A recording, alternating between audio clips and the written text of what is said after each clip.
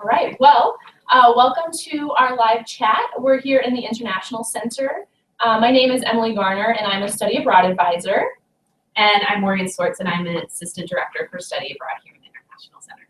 Yep. And so we're here today just to talk to you a little bit about getting your passport, about studying abroad, answer any questions that you might have. So this is a live chat, so if you do have questions that come up, definitely get on Twitter and you can send out a tweet in the hashtag #PassportReady, and we'll be able to respond to those. So, yep, and also feel free to go ahead and type in your questions into this live chat here, and we'll be able to respond to those in real time. So any questions you might have about studying abroad, getting your passport, international travel, or even just life here in Columbia, Missouri, feel free to send us a quick question and we'll be able to get back to you.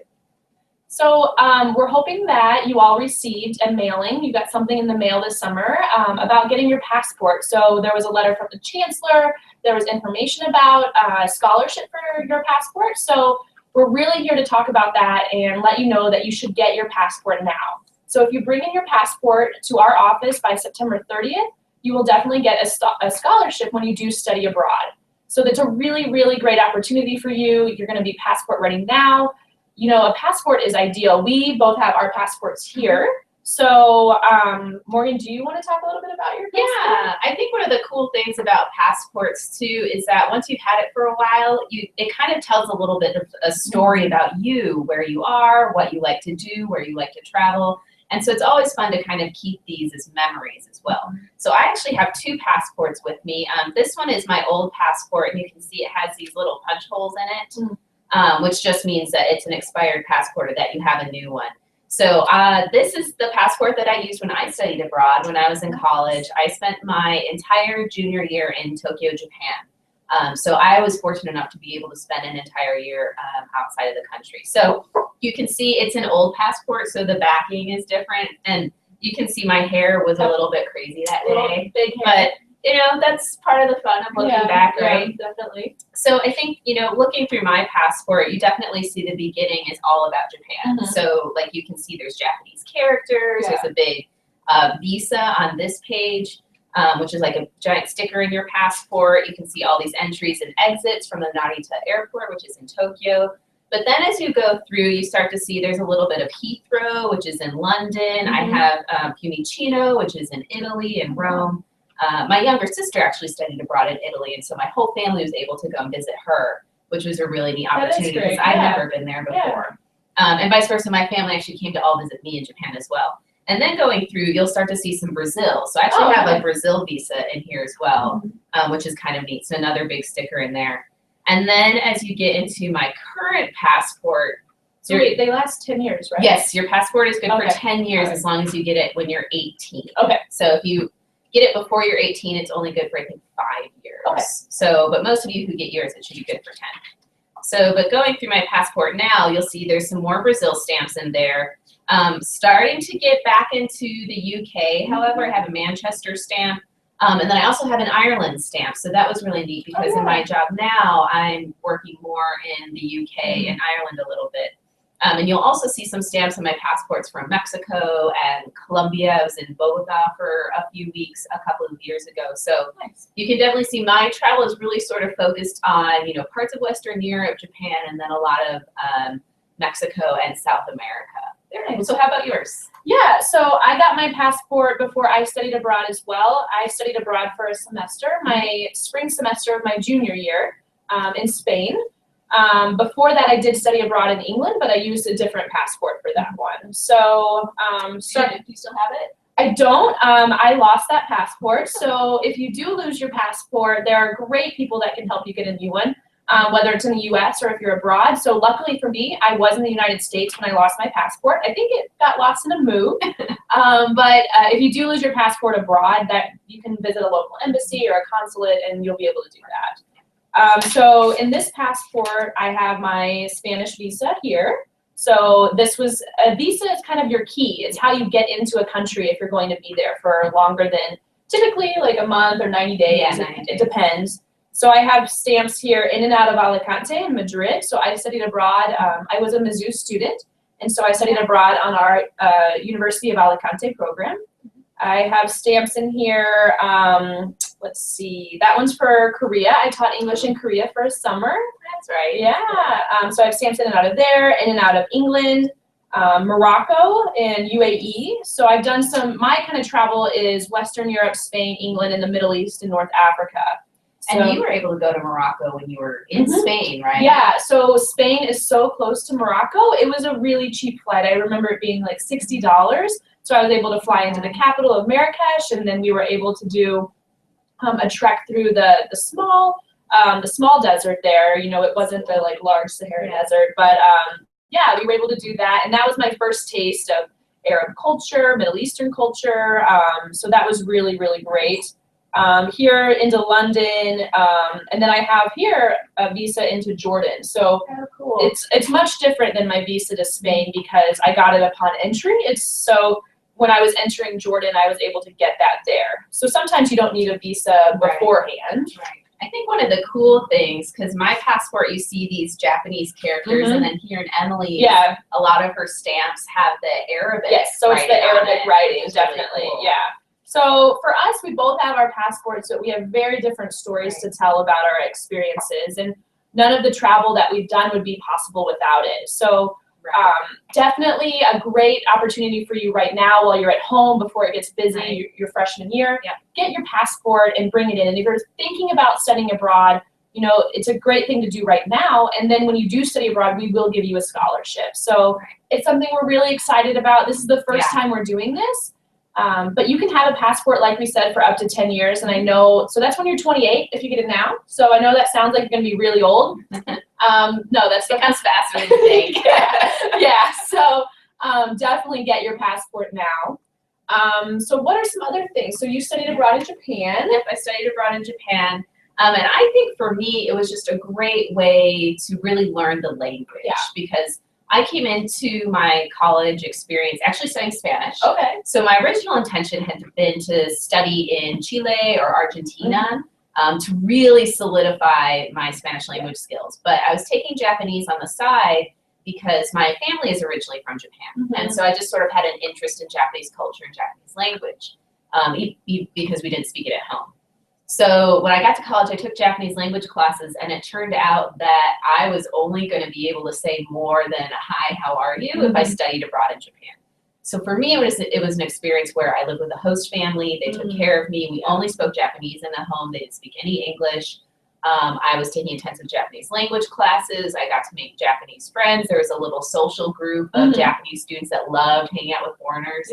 And so they take us all over the place. And one of the neat things about being in Japan as an American is that you really stand out. And so lots of people are curious about the United States and asking you questions about why are you here? What are you studying? And they're always so supportive and encouraging of what you're doing and learning the language. So that was a lot of fun for me. It was definitely a different experience, being able to feel comfortable, you know, always having strangers kind of talk to me on the trains or things like that. But it was definitely something that I grew into and I became really comfortable with. And it ended up being a lot of fun being able to tell people about what I was doing in Japan, being able to communicate with them in Japanese, because it's always such an obvious pleasure that they were so happy that you, as you know, a U.S. citizen, were studying their language. And those skills of being able to talk to all the different kinds of people on the fly, on the spot, that probably has served you really well in the future. Oh yeah, absolutely. And I know you went for language as well, right? I did. Well, I studied abroad twice.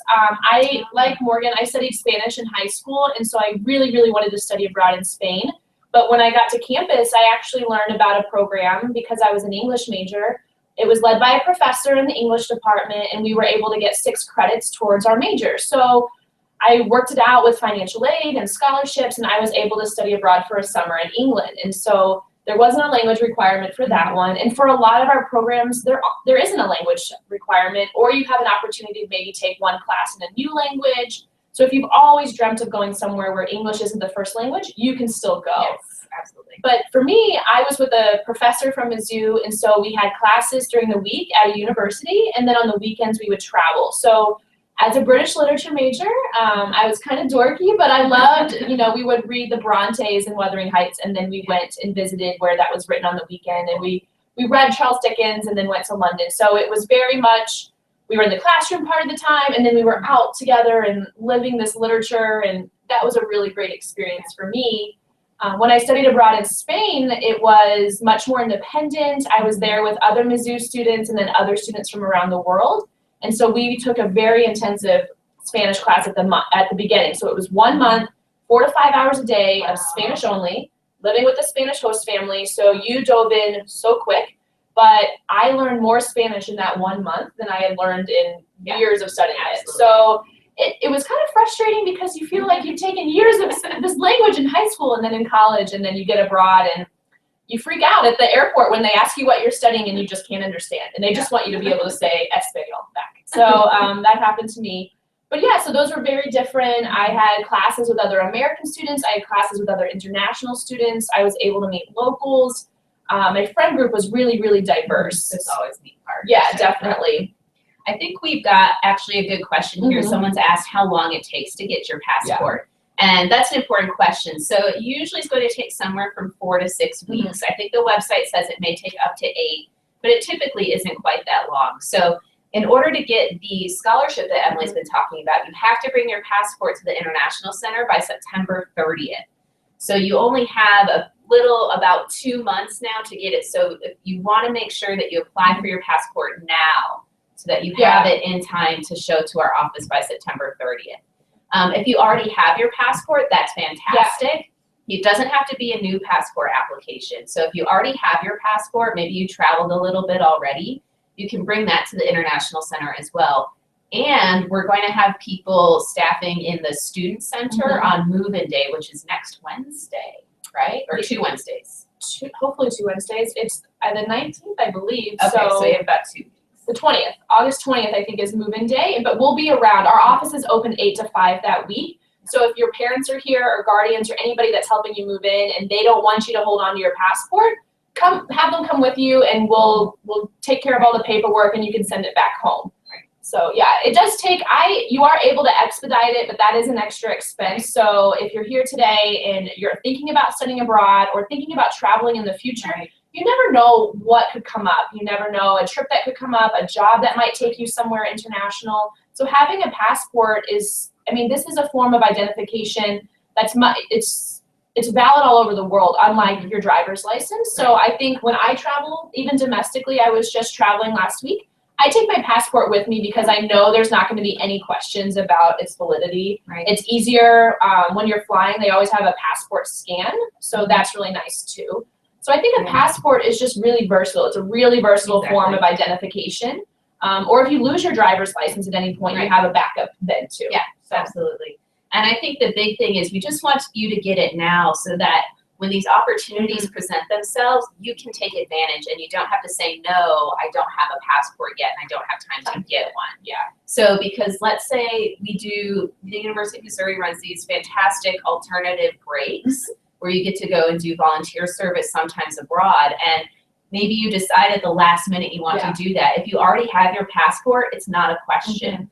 Or if you decide at the last minute, you know what, I do want to do this summer study abroad program, or I just met this faculty member that's leading a great program this summer, I really want to go. If you already have your passport, that's not going to be an obstacle. So that's why it's really important. You just want to have it. And again, like Emily said, it's good for 10 years. So in the next 10 years, you're probably going to have an opportunity to travel abroad, even if it's just to Canada or just to Mexico. They're close by, but you still need your passport to get into those countries. So it's really important that you take care of that now. And so we have had some other questions come in. We want to remind you that if you do have questions, you can tweet at us. The hashtag is passportready. But a question is, where can I study abroad? And so here in the International Center, we have a joke of where can't you study abroad?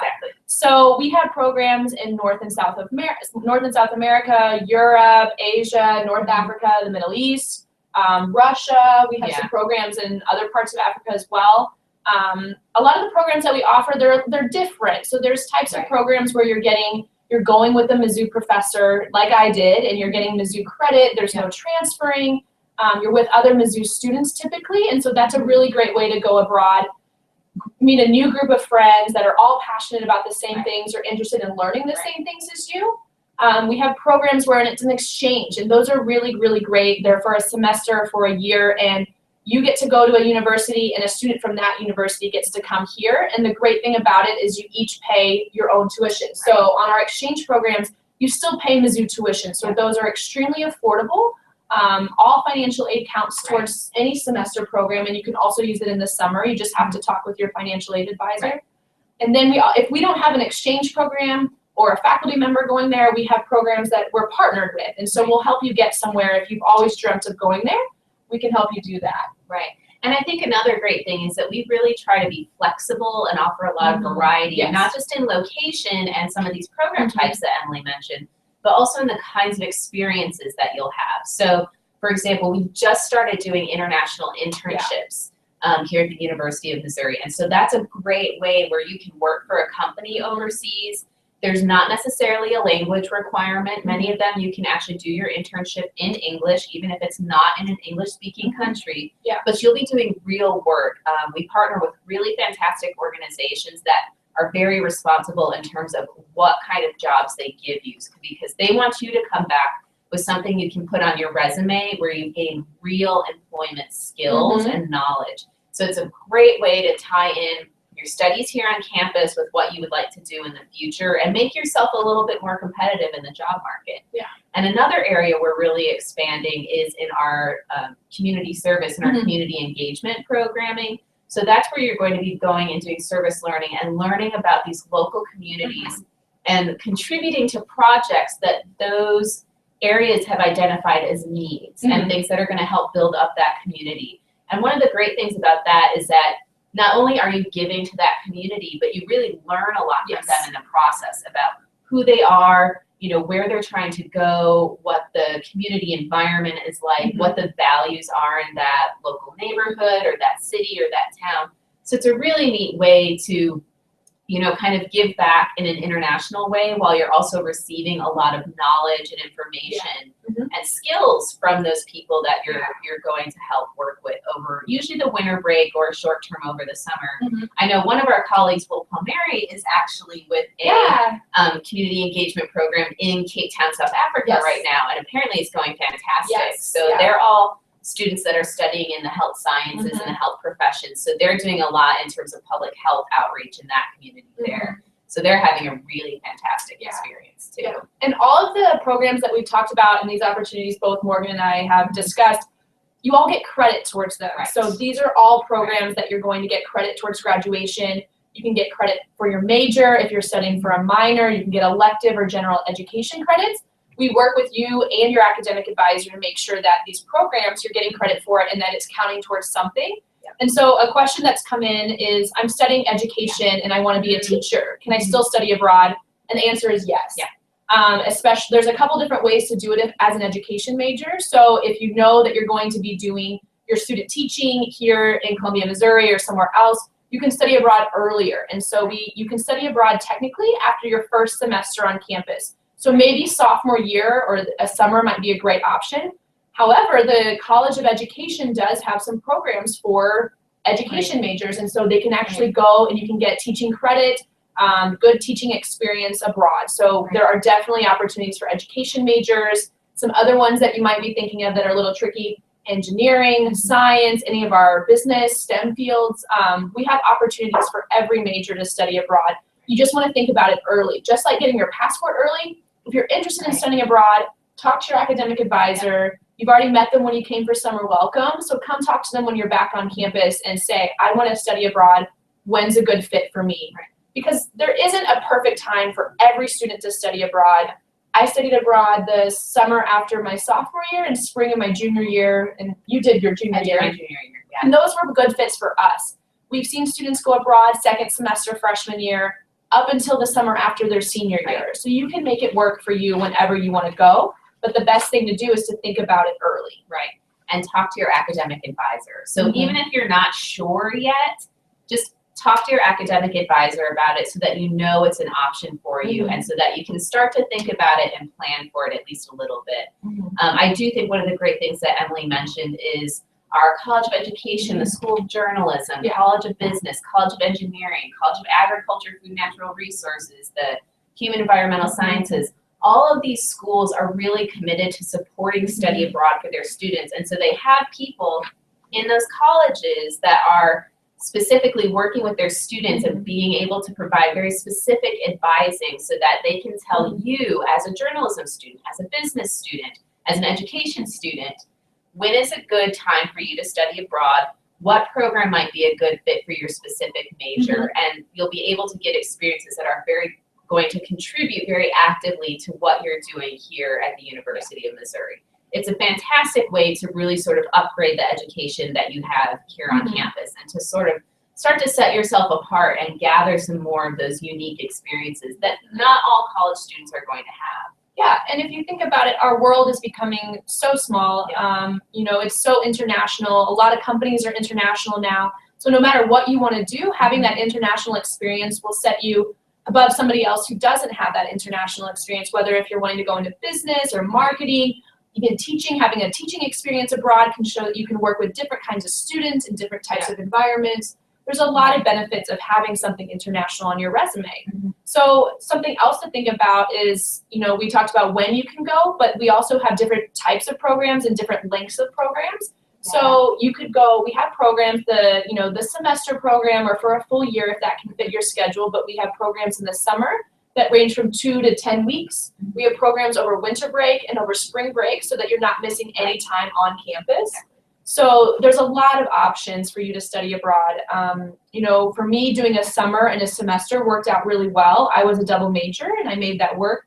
Some students, it might be more rigorous and you can't really get away for a whole semester. And we understand that. So that's why we have other options. And you can even, some students graduate earlier when they study abroad because if you're not taking credits here on campus in the summer, you can take them abroad. And so those credits are adding to the total number of credits towards graduation. Right. I just want to remind you we have about 10 minutes left in the chat. So if you have any questions, please tweet to us using the hashtag #PassportReady, or else go ahead and type your questions into the live chat here so we can get to everything before we have to leave. So one thing I do want to talk a little bit more about too is the financing question. Yeah, finances. Because that's a big part of a study abroad experience, and it's a question we get quite a bit from students. So the important thing to know is that your financial aid does travel with you, especially if you're doing a program that is sponsored through the University of Missouri, and there are how many 300 programs, something like that. We're definitely in the 100 area. I don't know off the top of my head, but we do have a really great program search on our website at international.missouri.edu, and you can search for all the programs that we do offer. Right, and so for those programs, very easy to transfer your financial aid. You'd be able to use this passport scholarship as long as you bring your passport to the International Center by September 30th this year. And then there's actually quite a few scholarships that are national or specific to the university. So I know the School of Journalism does some funding for students. The College of Business has some funding for students. And a great new one is the College of Arts and Sciences. They've announced a huge scholarship opportunity for their students. So all you have to have is a declared major in the College of Arts and Science, and you can get a scholarship of anywhere from $3,500 in the summer to $6,500 per semester. So that is a huge amount of money. It is. But I know Emily actually works with some of our scholarships. So did you want to talk about those? Yeah, definitely. I mean, and here in the International Center, we do have some of our own scholarships that you apply for when you apply for your study abroad program.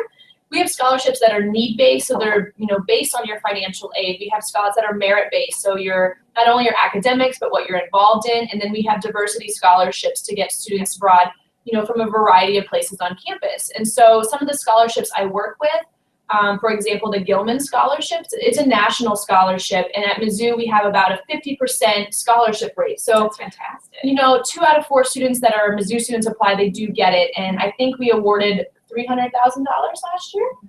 So it's a really great scholarship, and we're here to help you. We love to edit essays. We like to help you work through how to apply for the scholarship. On our website, we list all of the scholarships that we work with, and then we list other resources to find more.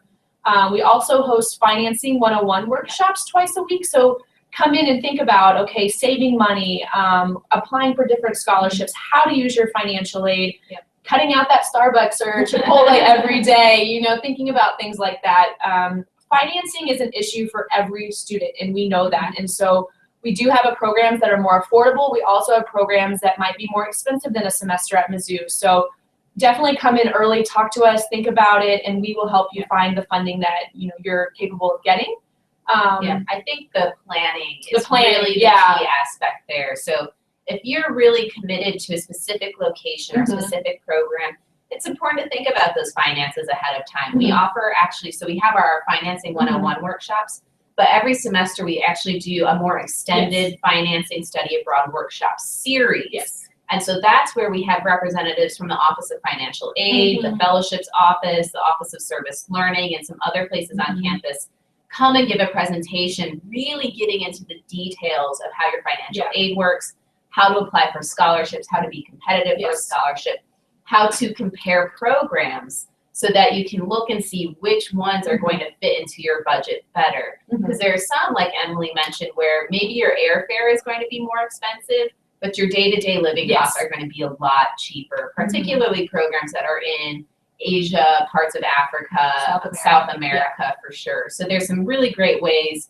to save on in different areas when you're planning for your study abroad program. So just start thinking about that early, I think is the key question. Yeah, and so like we were just talking about, see, some of those programs are in places where they do speak a language other than English. And so if you do want to go somewhere that doesn't speak English as the first language, you can definitely do that. We send students all over the world where the courses are taught in English. All of our exchanges we have a program in every country where you can take all your courses in English, or like I said earlier, have a chance to learn a new language. So I see students who, they desperately want to go to the Czech Republic, maybe somewhere in Central Europe, but they don't speak the language because every one of those countries speaks a different language, and we don't necessarily learn those in the United States or even taught at the university level.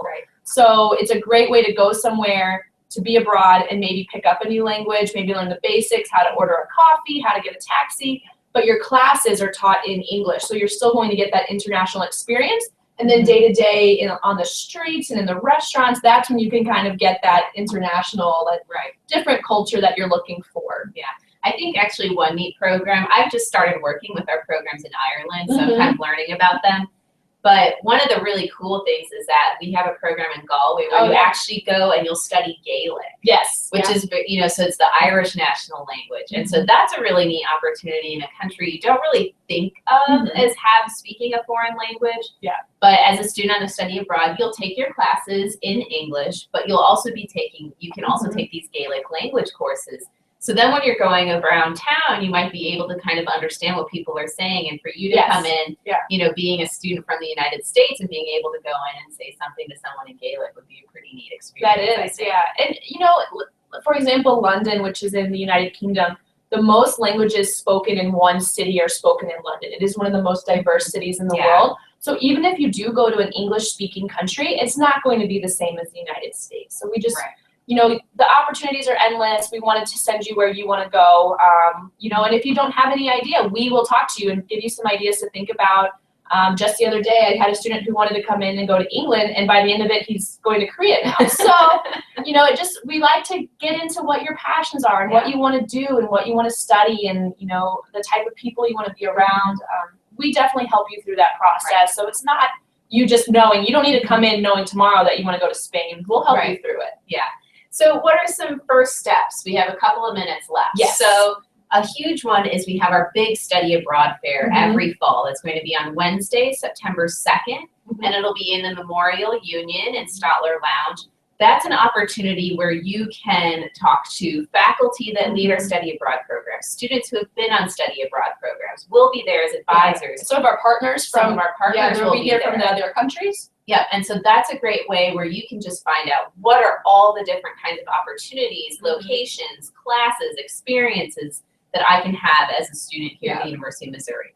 And it's before our September 30th deadline, so come to the Study Abroad Fair, bring your passport with you, and that way you'll be able to get signed up for your passport scholarship. So when you pick a program and decide to go abroad, you'll already be all set. Yeah. And also, I just want to mention, if you show us your passport by September 30th, you'll be invited to some special events just for students that are eligible for this passport scholarship. There will be drawings for travel vouchers, for scholarships, all sorts of things. So make sure that you definitely bring your passport in by September 30th to our office. Yes. And we're in the basement of Memorial Union, so definitely look us up on a campus map. You'll have a planner with a map on it. But yeah, just come and see us. We're here. Hopefully we seem friendly enough. We'll definitely help you. But you know, get your passport and Right. come see us in the fall. Right. Thanks. So now we have to make